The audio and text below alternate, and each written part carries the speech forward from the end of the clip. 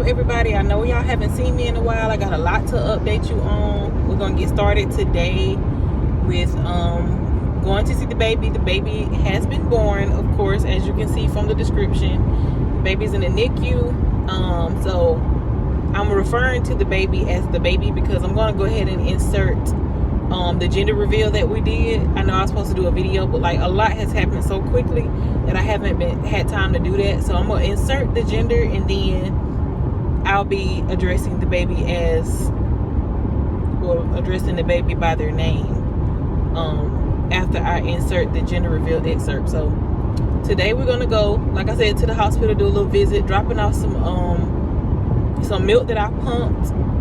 Y'all, I would have my stand up in the car, but my fiance took it down, so that's why I'm holding my phone. So I hope this is okay. I hope y'all can hear me well. But I'm gonna drop off some milk, drop off some onesies, drop off a blanket, spend a little bit of time, and then I'm coming home to just let y'all know what's been going on. Because when I say things have happened so quickly, like really quickly, and unexpected, so we'll get right in. We'll tune right in. We'll jump right in. What am I trying to say?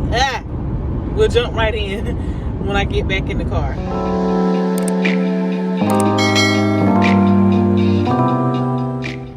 Please touch screen for a ticket. Please touch screen for a ticket. Alright, y'all, so I've made it to the hospital. I'm going to go ahead and insert. Please take the ticket. The gender reveal information. Just because I'm about to go in here and I don't want to mess around and tell y'all what the gender is by mistake. So yeah, that's basically it. I'm gonna walk in and good spot. Look at y'all looking out. I'm gonna walk in and take y'all with me for as much of the process as I can. I may not be able to let y'all see everything though. 1, 46, 8. Ready? Is it 345? 359. 1, 8. Check.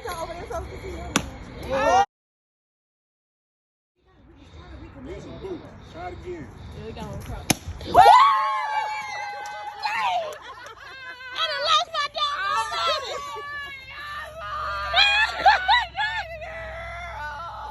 Congratulations. All right, y'all. So I might be like a real extra mom, but well, as y'all can see, the gender is a boy. So yes, baby boy. Won't be telling his name because I want to do a name reveal as well. But I am an extra mom. Ooh, what y'all got going on? Because I done bought the baby a whole baby bag. I bought his baby bag to bring his stuff up here instead of just bringing it in like one of my little bags. But it's all right. They better let me be great. Oh, I'm tired. But this is a process every day. Having a parking deck, coming and have to check in the front, and then having to sign in again in the NICU. And then when I go to the NICU, I have to wash my hands, of course, for at least a minute. And then I have to put my phone in like the little sanitizing thing. So it's a process, especially when me and dad are together. It's just like a double process, but it is what it is. It's just measures that got to be taken. So I have officially been checked in. I'm getting on the elevator. So we are going to the NICU.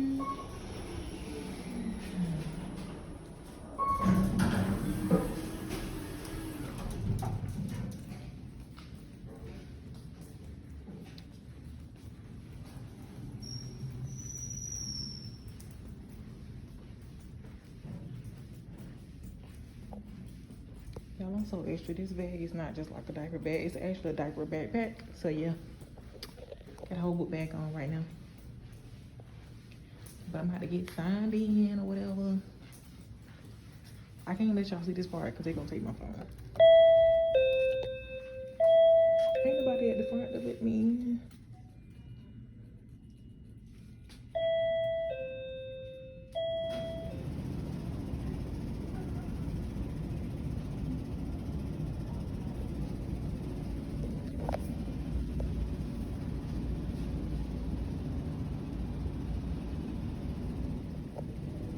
Say hi, YouTube.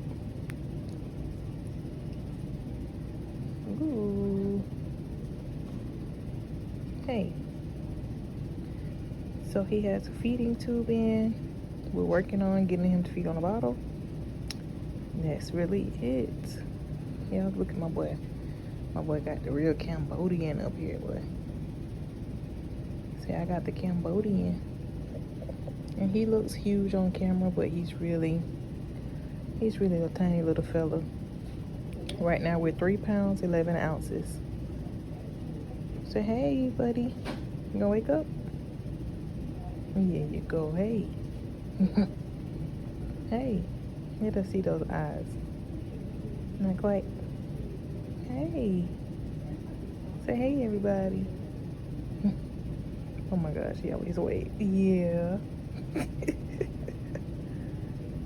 Why do you always get caught smiling on camera? All right, y'all, I'm finally home so I can give y'all the rundown on the labor and delivery experience that I went through. I don't even know where to start. So I'm gonna just go back to when I was 22 weeks, and that's when I had to have a cerclage placed, as you can see on my last video. Just one day out of nowhere, I started having these little weird, I don't know, it really wasn't weird. It wasn't anything unfamiliar. It was like cramps. It was like period cramps, but it was like real minor at first. And I actually experienced those earlier in the pregnancy, and I do specifically remember experiencing them before I had the cerclage placed.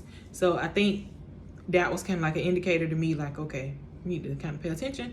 But anyway, I was on the phone with my friend, and I told her, like, hey, you know that feeling that you have like before your period is about to come on?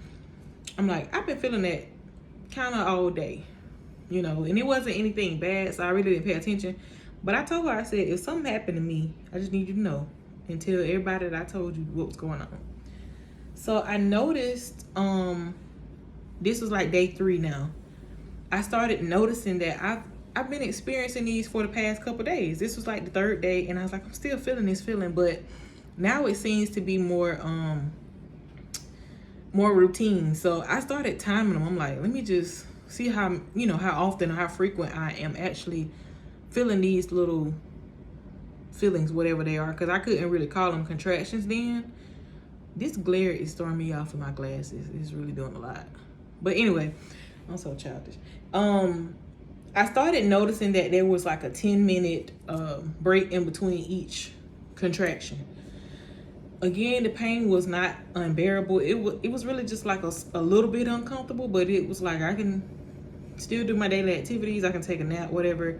And it didn't bother me, but I just knew that the feeling was kind of familiar.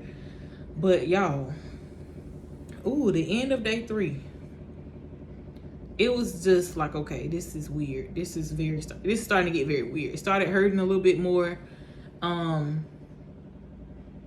Still 10 minutes apart, trying to figure out what made me go to the hospital.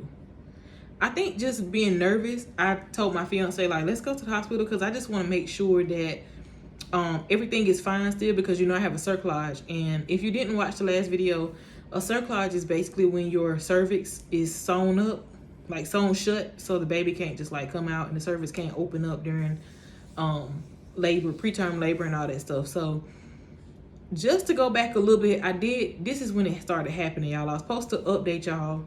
I went for my checkup because the baby had fluid on his kidneys.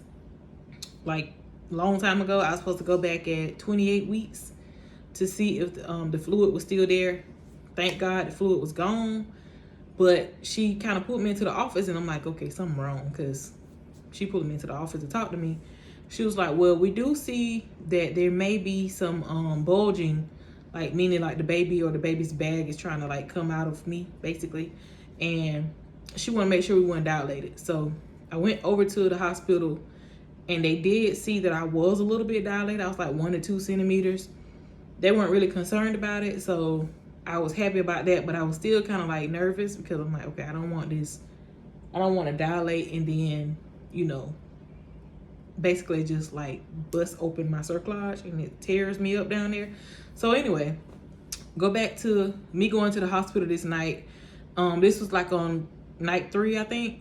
The contractions weren't horrible, But I knew at this point that they were definitely contractions. They were starting to hurt, and it was like 10 minutes apart. But I just wanted to be sure, so I got the doctors to check me out. They said that I was not dilated at all. So I was really happy that, you know, all of that news kind of reversed. No tearing, water didn't break, anything like that. They did say I had a bacteria, which is weird because I had just gone to the doctor and been tested for everything, all bacterias, and I had no bacteria or anything. So I really feel like when I went to the doctor to get checked for the kidneys, the baby's kidneys, I feel like that's when they kind of exposed me to some bacteria. I don't know, but anyway, long story short, they said I had bacteria, and sometimes bacteria can cause you to go into labor or to have contractions or whatever before it's time. So they put me on Flagyl, which is an antibiotic, and yeah, I was taking the antibiotic. I was like, so when is this gonna hurt? You know, the pain gonna stop hurting or whatever. And the doctor was like, well, as soon as you take like that first pill and it gets into your system, she was like, you'll start feeling some relief. So I'm like, all right, so let's go home and let's go ahead and get this medicine now, because I want to go ahead and start taking the pills so I can, you know, feel some kind of relief, because I don't really do pain medicine too well. So I know I took 2 pills. It was the next day. I was hurting, really hurting. So I knew I had to take the medicine or whatever. I lost my train of thought. I took 2 pills. I didn't feel anything different. It was actually getting worse. Yeah, it was almost unbearable, but it was like, okay, I know for a fact that I'm having contractions. So I felt a little bit more at ease because I knew I was having contractions, but at the same time, I'm 29 weeks. So I'm like, why is my body doing this? You know, like, I don't want to be pregnant. Okay, whatever. But that's what my uterus was saying to me. I don't want to be pregnant. I'm so childish. What are you doing? I gotta let y'all meet my other son, Bentley, okay? But anyway, so day 5 rolls around, and I'm like, let me get up early because I gotta take that Flagyl to make sure that I can get rid of this pain. So this is day 5, y'all. This is the absolute worst day ever. I went back to the hospital. Actually, I went the night before. I went again the night before. They were like, no, you're fine. Nothing's going on. You know, just still contracting. Keep taking your medicine, and, you know, you'll ease up on the pain, da-da-da. I'm like, I told Sam, I'm like, Sam, like, I know something's going on, and it's literally not because of bacteria. I've had bacteria before during this pregnancy, and it's never resulted in that. So I got to the point where I was literally going in on him because he was just like, well, can you just try to be patient, try to understand what's going on? Bruh, I know me. I know my body. But I didn't want to be like that with him because he was real patient. But it was just very painful. It was getting very painful. So this was day 5. Day 5 was the absolute worst. But at nighttime, it was like, keep in mind, y'all, I'm still tracking these contractions. So it went from like 10 minutes to literally like 2 minutes apart. Sometimes they'll be 30 seconds apart. It was kind of everywhere, but then it got to the point where it was just like back to back, back to back, back to back. And so at this point, I'm just like, okay, I'm just praying like, Lord, just please let this stop, whatever's going on. And it got to the point where it just would not stop. And I just said, Lord, please let my water break. At this point, just let my water break, because that's the only way they're going to admit me into the hospital. And I just can't be here. I can't be at home like this. So I tried to lay down. It didn't work. I tried laying on the sofa first. I was getting some relief on the sofa. I was taking naps, but I still was having contractions. I went in the bedroom, tried to lay down, got in the recliner. I knew it was over with because I got in the bed and I stayed there for like 3 minutes. I said, nope, this is not comfortable. Got in the recliner. Sam ordered us something to eat. And I tried to eat, but it was like every time I take a bite, I'm having a contraction. So it was just like, I can't do this. So he came in, and by the time he came in, I'm crying. Like, I'm frustrated because it's just like, I'm in pain, but I can't go to the hospital because they're not going to admit me. They're just going to send me back home. I don't know what to do. Like, that's the most uncomfortable situation to be in. Like, you don't know what's going on with your body. So as soon as I got up, I went to the bathroom. And he came in with me because it was just a short time of him talking to me. Like, right before I went to the bathroom, I had like 3 contractions right then. So You know, they were very close. And so he came to the bathroom with me just to time it and see what's going on. I had to pee, but I noticed like when I stopped peeing, it was still liquid coming out of me. And I'm like, that's weird. That feels weird. It's very warm. And so of course I'm getting ready to wipe. And I was like, I looked at the tissue to make sure I wasn't bleeding or anything. And the tissue was just soaked. It was soaked, and it was very, very warm, like through my fingertips. Like that's how soaked it was. And I'm like, Sam, I think my water just broke. Literally on the toilet. Like I think my water just broke. And it kind of confirmed it for me because earlier that day, as well as the day before, I forgot about this. It was like when I would wipe, I would have like this mucus. So I'm like, I think my mucus plug. I told somebody, I think my mucus plug. Told my sister, I think my mucus plug is coming out. And we were just like, we don't know, because you don't even know if you're having contractions at that point. But after my water broke, I was like, yeah, that was definitely my mucus plug coming out. So I told him, I said, hey, it's time to go, bro. Like, we got to go, because I'm still scared that, like, you know, I'm going into labor, I'm dilating, and that my cervix is still sewn shut. So by it being sewn shut, if I'm dilating, it's essentially ripping my cervix, you know, to open up. So I stood up, I put on a pad and everything, and y'all, the bottom fell out. Okay, like the water broke for real. So if I wasn't confirmed, if I didn't confirm it like on the toilet while I was using the bathroom, it was definitely confirmed by the time I stood up. So y'all, I ain't packed no bags. You know, all these women be on YouTube packing their little bags for the hospital, and I had a gown on. I had got real comfortable wearing gowns because it was just like, I'm pregnant, I don't want to have a bra on. It was just comfortable. Like it just worked. So I had a gown on, and luckily I have like this it's like a hoodie, but it's real long, like it's like a dress hoodie, if that makes sense. So I threw that on. I threw on my Nike slides, and we were on the road. I mean, I got my body pillow, because honestly, like when you have something to squeeze when you going through a contraction, it's like, it works. It really does work. Breathing does work.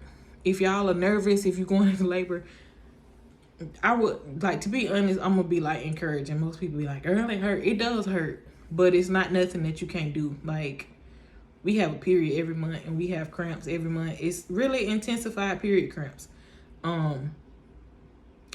It does like hurt in the bottom of your stomach, but it kind of, your lower back hurts as well at the same time. So that's when you would know that you're having a contraction. And to explain it, like, I read something that explained it very well. It was like waves. So you know when a wave comes in, it comes in real slow, and then it gradually gets bigger and bigger, and then of course you got this huge wave, and then it goes away really slow. So that's how a contraction works. You can start it creeping up, you can start feeling it creeping up, and then it's like, oh my gosh, oh, that hurts so bad. And it's like, okay. But I will say they are very quick. So like by the time you're ready to complain about it, it's already going away. So anyway, back to my story. So this is, what is this? This is day 3. Like, I was in labor at home for 3 days, and I didn't know it. I went to the hospital. They admitted me. I stayed in the hospital for 2 days. So that's a total of 5 days or whatever. That's why I said 5 days earlier. I didn't mean to say that. But I was in the hospital because they admitted me. Y'all, I couldn't even walk to the little check-in, the OB assessment. I was so irritated because it's like, I know I'm having these contractions, and I know y'all gotta check me in. I know y'all gotta wait on the doctor to come check on me. And it's like the doctor's like, hey, we see you back. You know, they were already used to me. They checked me, and y'all, I could throw up at the thought of this. But it was just a sound that I heard. Like, she checked me. She said, I definitely see some water.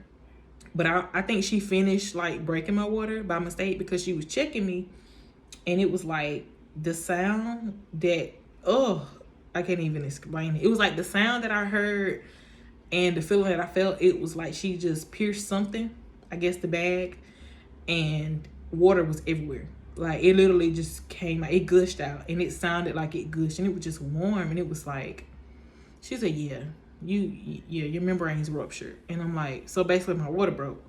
She's like, yeah, your water broke, so you're not going anywhere until you have this baby.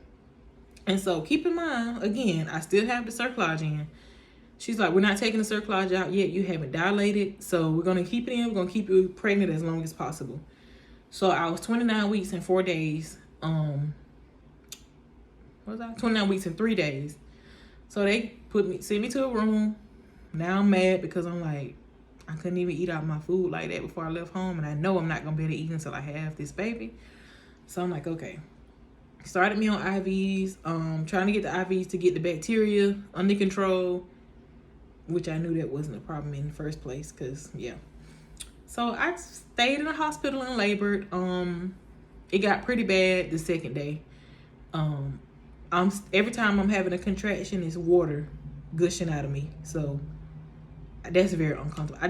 To be like wet and naked down there for 2 days, like I'm just laying on the pad in the bed and I'm just gushing out fluid. Like that's just my reality for those 2 days. So let me think about what happened next. They pretty much checked me around the clock. The issue was that the baby was breech.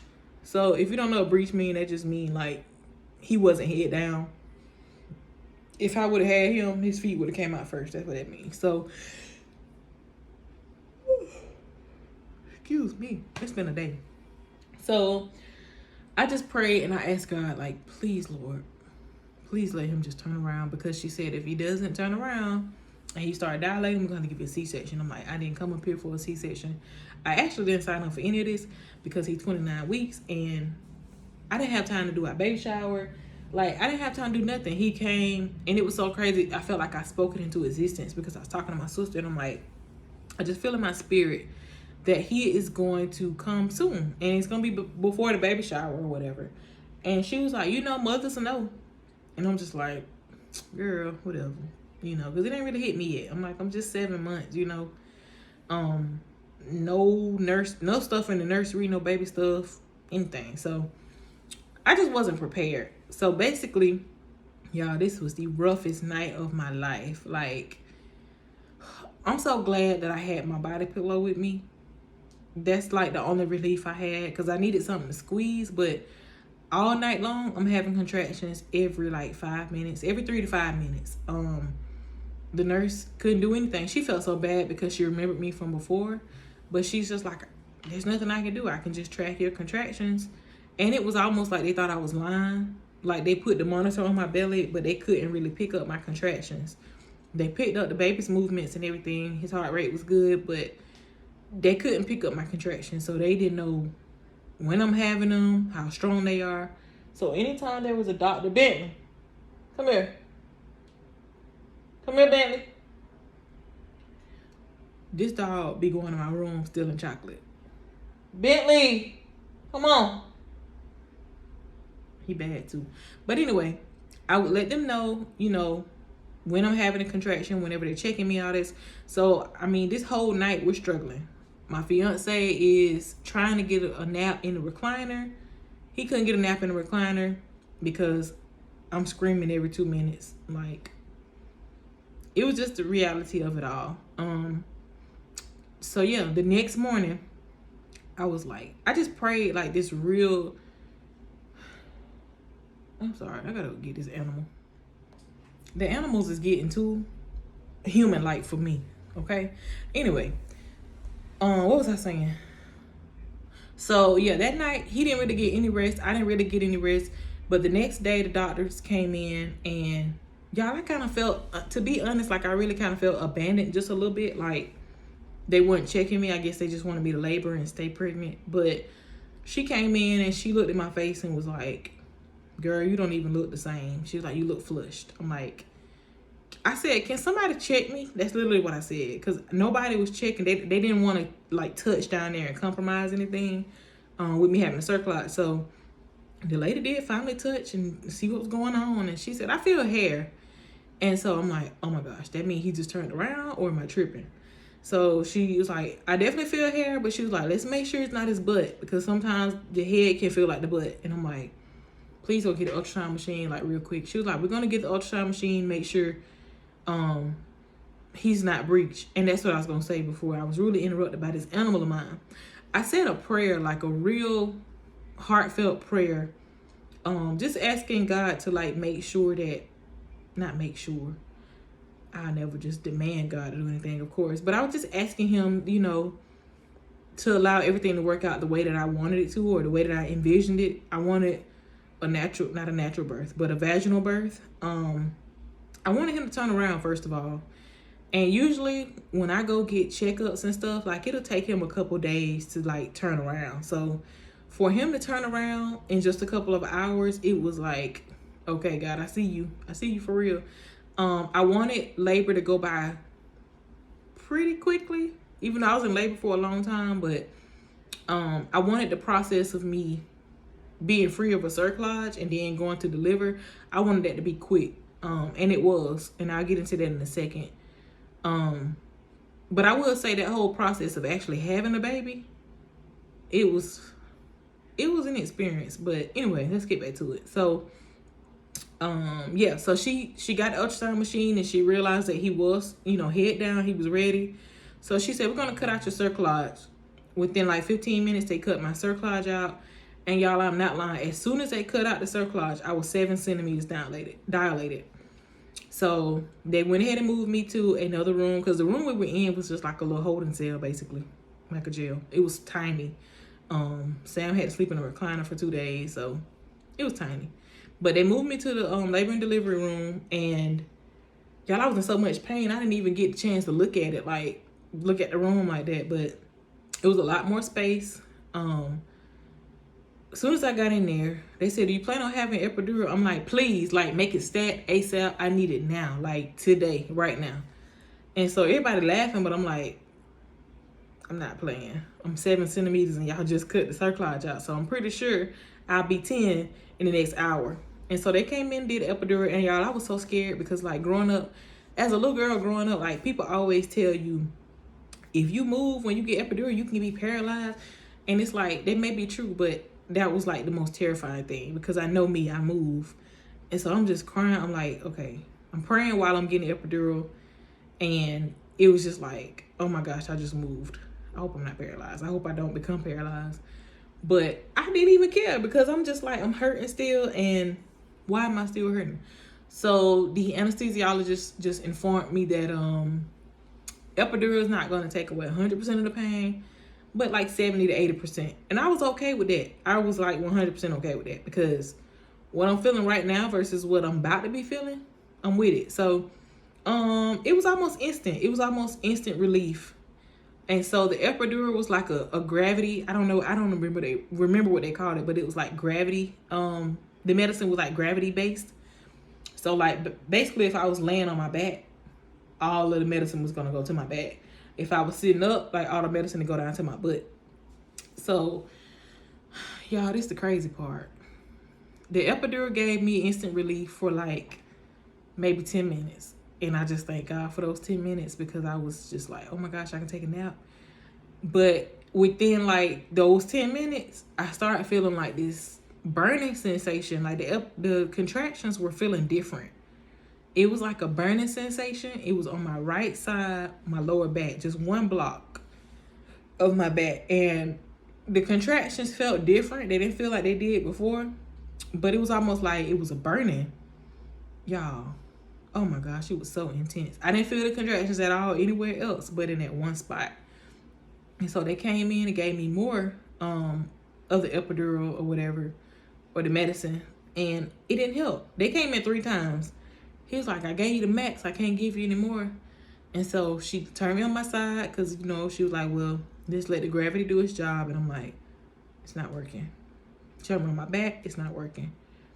It burned so bad, y'all. Like, it was like I was just, oh my gosh. But that lasted for about 30 minutes because I was getting ready to push. Like, I literally went in.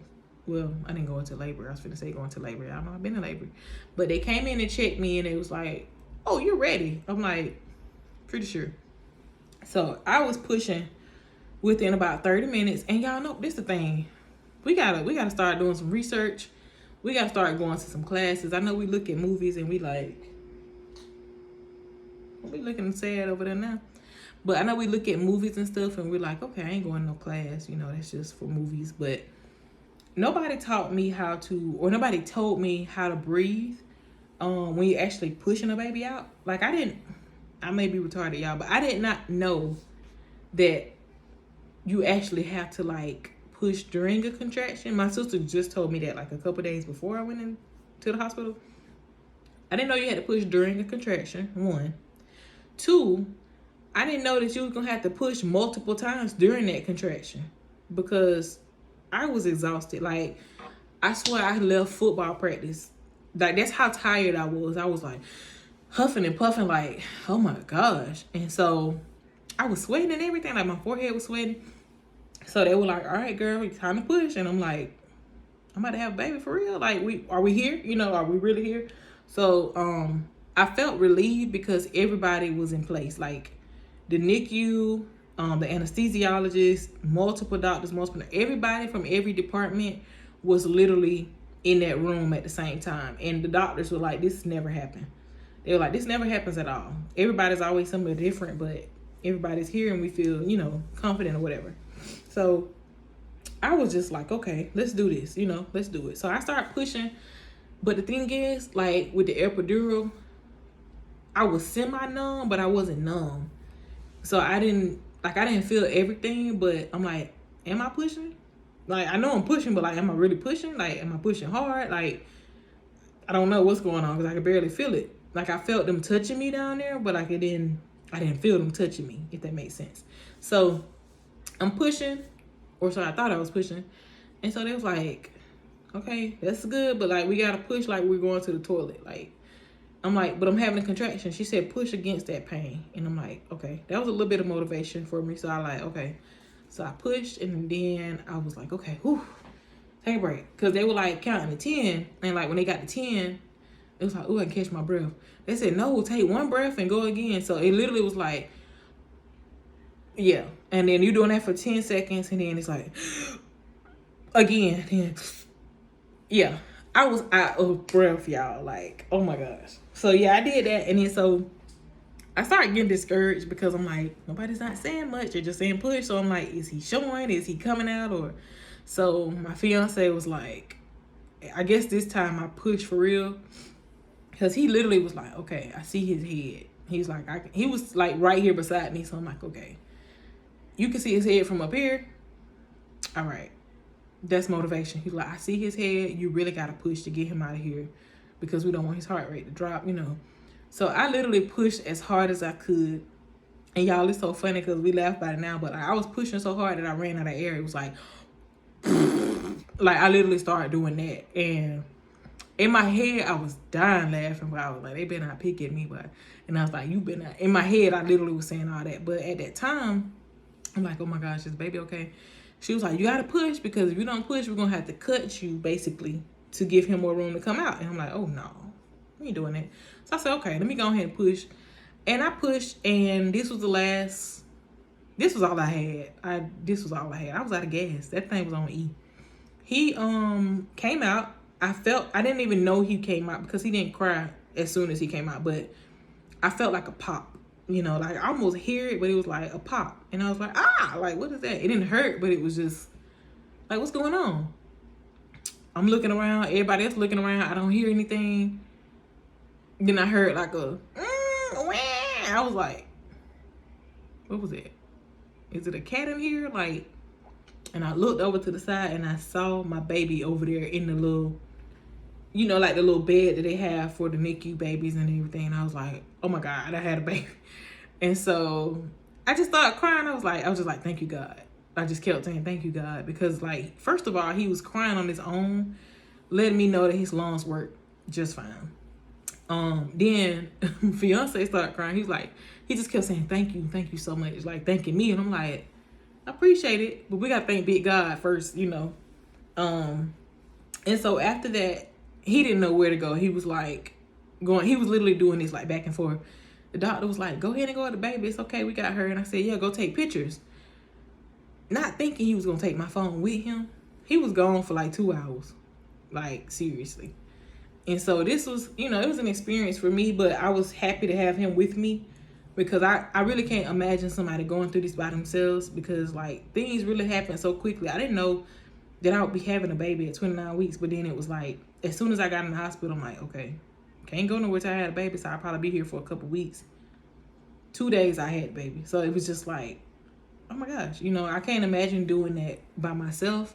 And on top of that, just for him to get that experience, like he has kids, but he's not had the opportunity to be, you know, there when they were born. So just to have the experience and be able to be right there as soon as baby's here. And I mean, he said something to the baby, and the baby opened his eyes and looked at him, you know. So I felt bad because I couldn't go, you know, with the baby, but I'm like, at least he has a parent that can go with him. So that was my story. And since then, it's been 3 weeks now since all that has happened.